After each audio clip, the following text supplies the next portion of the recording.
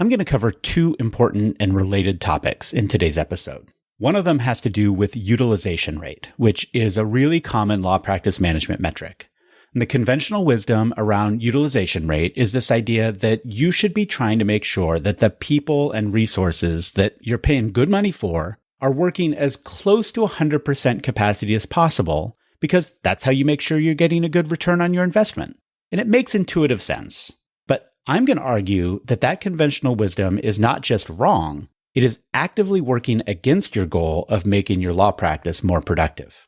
The other concept has to do with how to think about prioritizing which matter in your system you should be working on when you and your team are already working at or over your ideal carrying capacity. In other words, how do you decide where to apply your and your team's finite time and attention when the universe of options is really big?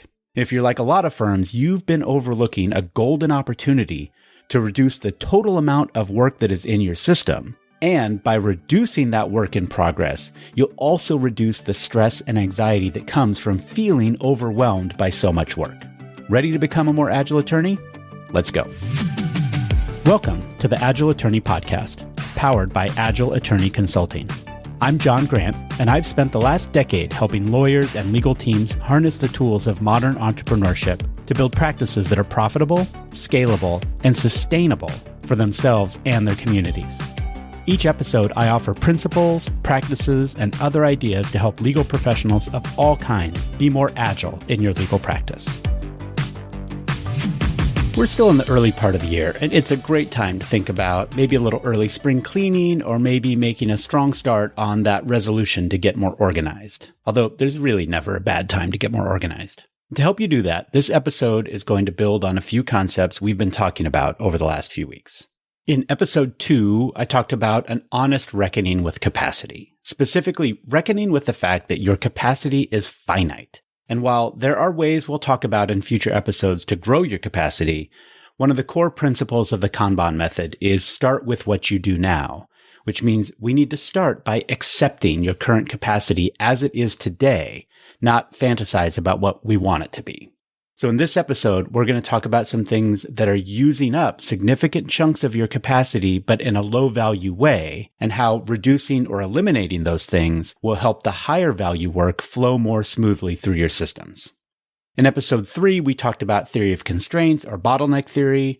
High level, there's always some place in your workflow where work is getting stuck. No duh. Probably there's a lot of places, but one of the things that the theory of constraints teaches us is that only one of those sticking points really matters. Only one of them is constraining the flow of work through your entire system. But the thing I want you to keep in mind for today's episode is that those sticking points in your workflow can be expensive from a capacity standpoint. Your capacity is finite, therefore anything that takes up your capacity in non-productive ways is a bad thing. You want to avoid it as much as possible. I said non-productive ways, so let me back up for a minute and define productivity.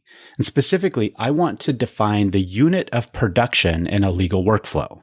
If you ask any economist to define productivity, they'll tell you it's the number of units produced in a given time period. Expressed as a fraction, it would be widgets in the numerator and time in the denominator. There's sort of a tacit assumption that those units actually get purchased by and delivered to a customer. But because the relative term is productivity, we're talking about production, not consumption. The key is that the units are complete. There's something that someone would actually be able to buy and make use of. Then there's the way a lot of lawyers define productivity, which is the number of hours worked or billed or collected against a matter. The thing is, as Dan Lear and I discussed on his Financially Legal podcast a while back, your typical economist would view that measure of productivity as nonsense because you've got time in both the numerator and the denominator. So the units essentially cancel out and you're left with just a number instead of a measure. The other problem is that those hours in the numerator aren't consumable. They don't represent a complete unit of value that someone can buy and use. They're inputs. They're a measure of effort needed to produce the thing that ultimately has value to your client, which is the finished case or the closed matter. And my point from this tangent is that the better thing to use as a measure of productivity in your law practice is the number of matters completed in a given time period. Your client doesn't retain you because they enjoy the process of working through a legal issue. they retain you to try to achieve some legal outcome. And they won't always get the outcome they're hoping for, but there's value in the certainty of achieving a result or having an answer and being able to move on. I'm going to talk about some models for understanding what your clients truly value in the next podcast episode, so stay tuned for that.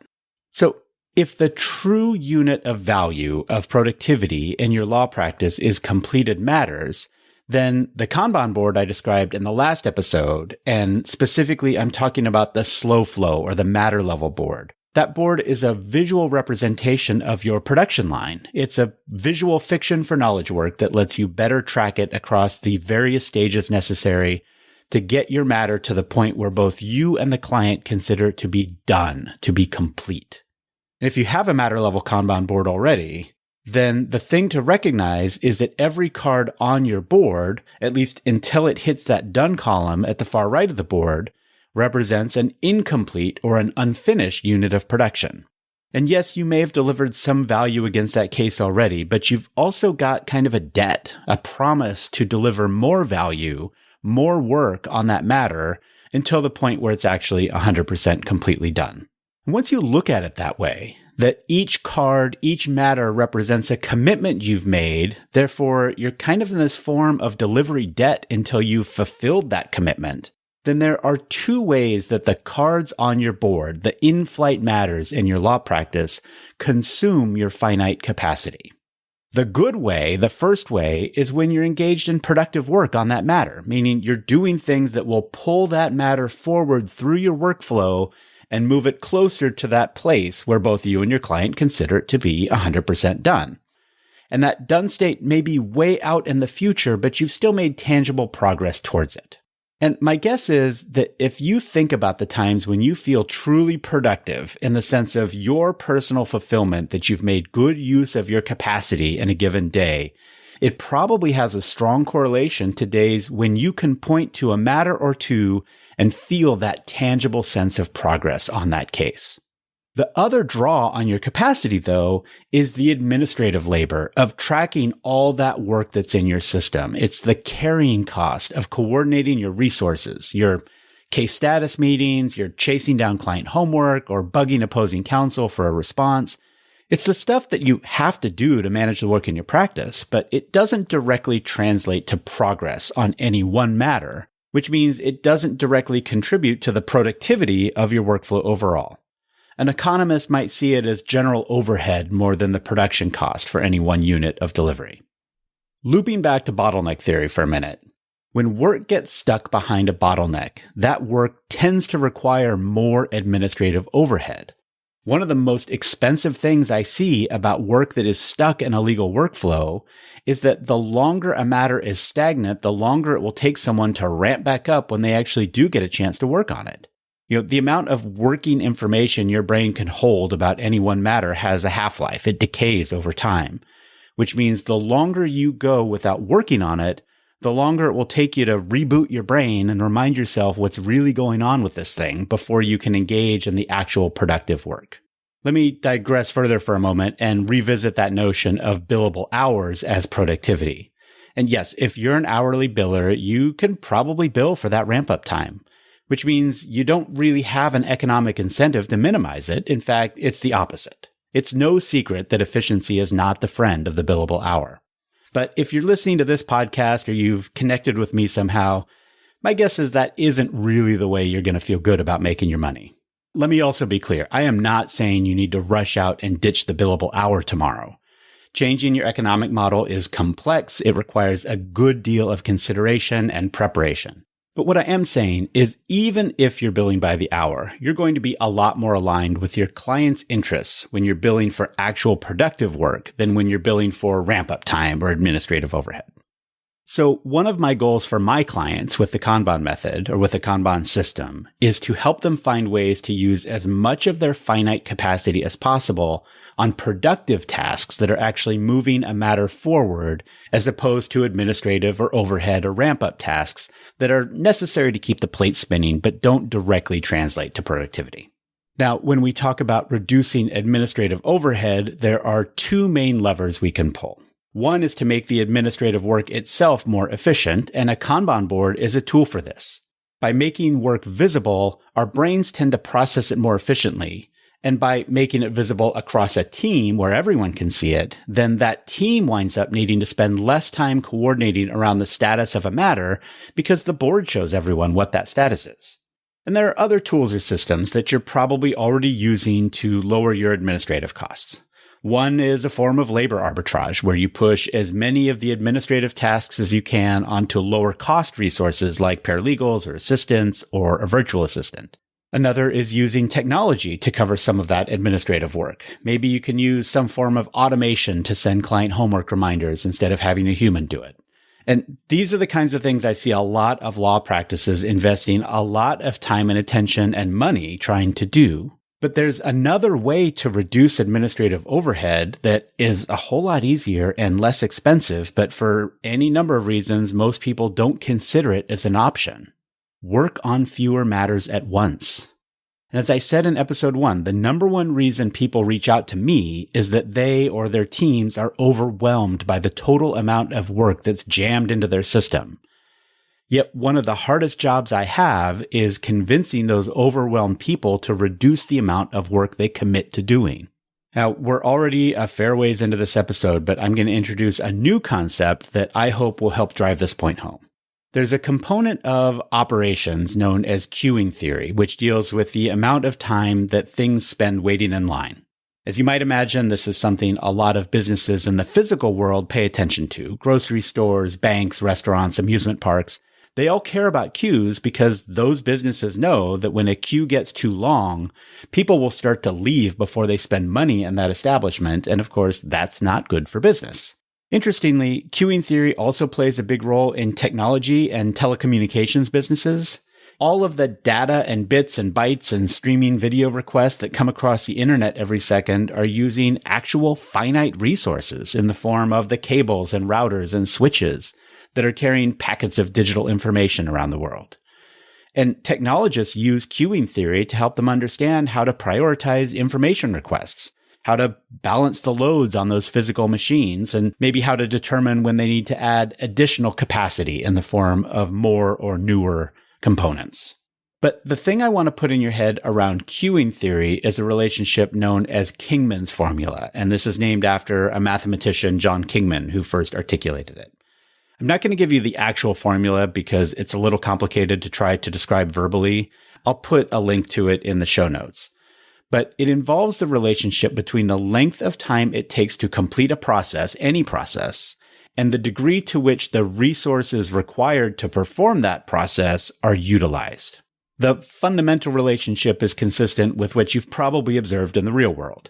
The more a resource is utilized, in other words, the busier it is, the longer it takes that resource to deliver any single unit of work on average through its particular process. And when the resource itself is highly utilized, which is to say it's delivering the work more slowly, then that means longer and longer queues are going to form in front of that resource while new requests for that resource's finite capacity keep coming in. The easiest real-world example you've surely encountered is the utilization of the finite road space of a freeway or highway.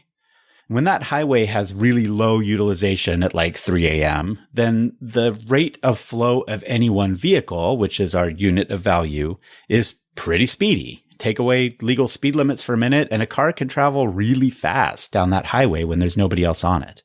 Once you get to around 40 or 50% utilization, which, that's actually kind of high if drivers are keeping plenty of space between them and the car ahead of them, you'll notice a definite slowdown on that highway. And the Kingman's formula says it should be right around 50%. So if the speed limit is 60 miles per hour or 100 kilometers per hour, then when you get to a true 50% utilization of the highway, then the rate of flow is going to drop to around 30 miles an hour or 50 kilometers an hour. Here's the thing with the Kingman's formula, though. The relationship between utilization rate and the rate of flow is not linear, it's logarithmic. After you get past about 50% utilization, the exponential nature of the slowdowns becomes noticeable. All systems are different, but at 75% utilization, the system's flow typically shrinks by around a fifth to a sixth. So if you're on that highway, now you're down to about 10 miles an hour or 15 kilometers an hour. Although even that may be as fast for a highway that's 3/4 covered in cars. And it gets worse from there because 100% utilization is an asymptote. And remember that word from trigonometry. It means that the delays get longer and longer, spiking to infinity the closer the resource gets to actual 100% utilization. And on the freeway, that's when you see cars backing up onto the on-ramps and the side streets, because with lower throughput, you get those longer and longer queues as well. The same thing is true for the resources, both the people and the tools in an office environment. If everyone in a large office tries to print out a 100-page document at the same time, it's going to cause a spike in utilization of the printer.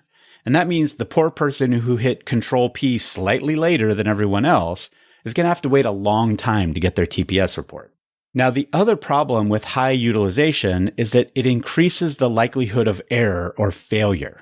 The more cars on the freeway, the more likely they are to bump into one another, causing a distraction that takes away even more of that road's capacity.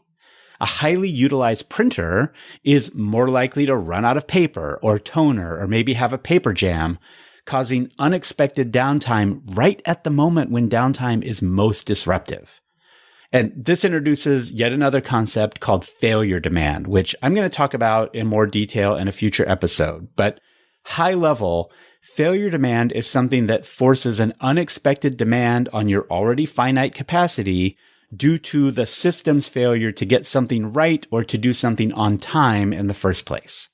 If a driver fails to keep adequate distance or fails to ignore the distractions of their cell phone and they bump into another car, now you've got a whole new set of demands on the already busy highway while those drivers sort out their accident and maybe need other systems like police or an ambulance or a tow truck. That's failure demand. Now, if a lawyer or a paralegal or any other knowledge worker is working at 80 or 90% utilization, and that means that they don't get something delivered to a client on time or when they said they would, they're probably going to experience some form of failure demand too. And if they're proactive, maybe they'll shoot off an email to the client explaining the delay, but that explanation distracts the worker from getting the actual work done. It uses capacity without creating progress or value for the client. And of course, if they're late on a deliverable and they're not proactive with their communication, then they risk a different form of failure demand, which is when the client calls or emails to say, hey, where's my stuff? And now you've got to react to that. And that's not productive value either. Another form of failure demand in knowledge work we've talked about already, which is the amount of time that can elapse between touches on a particular matter, causing ramp-up time, right? If it's been a week or more since you last picked up a file, you're going to have to spend some amount of time rebooting your brain around what the heck is going on with that case. The information that you can carry in your active memory has a half-life. The longer the delay, the longer it's going to take you to ramp back up. And as the Kingman's formula tells us, the more active cases you're trying to manage, the longer the delays will be between the times your brain gets to focus on any one case, which means the longer it's going to need to use your already overtaxed capacity for the non-productive work of getting yourself back up to speed. I'm going to loop back to hourly billers for a minute. I consider it one of the dirty little secrets of our industry that our conventional wisdom says that you should bill for that ramp-up time and all the other administrative work because, it's just the cost of doing business as a lawyer. I call BS on that. There is no way a client should have to pay a premium because you keep putting their case on the back burner while you fight other fires, and then you need to spend a whole big chunk of time getting yourself back up to speed when you finally do pick their case up again. Even worse is if the client makes that where's my stuff request and the lawyer bills a 0.2 or a 0.3 to provide the status update. Man, if it is part of your business model to profit from your own inefficiency, you are not being part of the solution. And if you're doing it intentionally, or even if you're putting off doing the efficiency work because your business model doesn't reward it, I think you got to take a long look in the mirror. But in reality, I think a lot of lawyers agree with me and write off that time. But that just means you've put the cost of being over capacity on yourself or on your firm instead of on your client, and that's not ideal either. And if you don't bill hourly, then you're absorbing the cost of that failure demand no matter what. Okay, that's a lot of background, but hopefully you're with me on my main theses that number one, the closer you get to operating at 100% capacity, the slower all of the work is going to move through your systems. And As you approach 100%, it's going to get exponentially worse. Number two, as you approach that 100% capacity, your likelihood of having to contend with failure demand increases. And that threatens to put you in this doom spiral where you're using more and more of your finite resources to put out fires, meaning more and more unexpected demands on your capacity, which drives your utilization even higher, which means higher likelihood of failure demand, and so on and so on and so on. And that's where the feeling of being on the hamster wheel, where you're running at full speed, but not actually going anywhere, comes from. So what's the solution? Well, the metaphor I use with my clients all the time is when your bathtub is overflowing, the first thing you need to do is turn off the tap, and the next thing you need to do is open the drain. And I get it. Turning off the tap in a law practice, what I often refer to as an intake pause, it can be controversial. So I'm going to address it more fully in a future episode. The main thing is if you can get yourself or your team to stop or even just slow down the rate of arrival of new work into your system, I promise it will help a lot. Think of it as metering the on-ramps on your freeway. Yeah, you delay some cars who are trying to access the road, but by doing so, you make it so that all the cars that are already on there can keep moving at a reasonable speed. And ultimately, that means more of them will hit the off-ramp faster, which means the system will actually work better for everyone. The thing I want to leave you with in this episode is another phrase I use with my clients all the time, which is close the closable. Every open case in your system has a carrying cost. If you're done with all the active work and you just need to close the matter in your practice management tool or maybe send a disengagement letter, you're probably tempted to leave that non-urgent work for another day. And then another day, and then another day, probably because you're using the members of your team who would be responsible for those closeout tasks to do intake instead, which means you're actually blocking the drain and turning up the tap, exactly the opposite of what's needed. Tracking those almost closed matters exacts a toll on your finite capacity. There's a carrying cost. From a systems perspective, you are better off buckling down and closing those darn files so that you never have to think of them again. The same thing's true for work that's stuck in the middle of your workflows. It's a little different, but if you're doing an estate plan or handling an immigration matter, for example, and you're waiting on the client to do some piece of homework before you can do something on your end, I highly recommend you put a time box around that homework period. And that means setting up a fish or cut bait decision on whether you'll continue with that matter if the client doesn't get their homework done. You shouldn't be carrying it forever in an unfinished state. And another one of the episodes I have planned for this podcast is my proven hack for getting clients to do their homework faster. So stay tuned for that. But for purposes of this episode, what we're looking for is opportunities to close cases that either only require a small amount of work before you're done with them forever, or cases that look like they're roadblocked for some reason and whoever is responsible for the blockage isn't doing what they need to do to get through it. In other words, close the closable. Up or out. Get it done. Because the reason you're feeling overwhelmed is that you've got too many open projects. And maybe not all of them are cases, but most of them probably are. And if you're like many of the law practices I've worked with, you've got a lot of cases that are so close to done, but they're not urgent, so they just sit there. I'm begging you, just get them done. Schedule a few hours or half a day with your team and just bang them out. Maybe close your back office projects too, but that's probably a different chunk of time. Now, here's the hard part. After you close the closable, don't replace those cases with new work. Let yourself and your team live in that lower percentage of utilization. Because if you're getting yourself down to 70% utilized, that's the place where traffic is finally flowing a little better on the highway of your internal workflows. The last thing you want to do is turn off the meters on your on-ramps or block the off-ramps and fill the darn thing back up again, because it's going to take you right back to gridlock. Going back to episode 2, you need to have that honest reckoning with capacity. And the reality is your capacity probably isn't as big as you want it to be. And that's okay. We're going to talk about ways to grow your capacity, but I need a slice of that capacity in order to do that work. And I can tell you from my long experience that a team that is overloaded or overwhelmed with work will never have the time or the brain space to engage in meaningful process improvement because they're too busy putting out fires. And what's worse is they're probably going to be really susceptible to chasing rainbows and magical solutions that promise some one-click fix to their problems. Or maybe they're going to be more likely to fall prey to some of the charlatans out there, the coaches or membership programs that promise to give you hypergrowth or teach you how to 11x your business. And not all coaches are that. There's great coaches out there, but I think you know the ones I'm talking about. They're the ones that have that whiff of an ick factor or want to lock you into some multi-year contract because, if you're not willing to step up and invest in my magic beans, then you're probably not serious about growing your law practice. All right, enough of that. As I said in the last episode, if you're using a Kanban board already, you can probably see where the work is getting stuck. For a lot of my clients in the early phases of working with me, one of the most obvious places where work gets stuck is right at that final closeout stage. And it's stuck, like I said, because the people who are responsible for closing the files are the ones who are responsible for opening them, and the firm prioritizes intake over closeout. I want you to flip those priorities. Focus on closing cases. Focus on creating space, not filling it. Give yourself and your team some breathing room so that your commitments stop crashing into one another and causing the little emergencies that take up even more of your finite capacity. Because when you need to swoop in and clean up the mess, you're diverting precious time and attention away from making actual progress on somebody's case. Close the closable.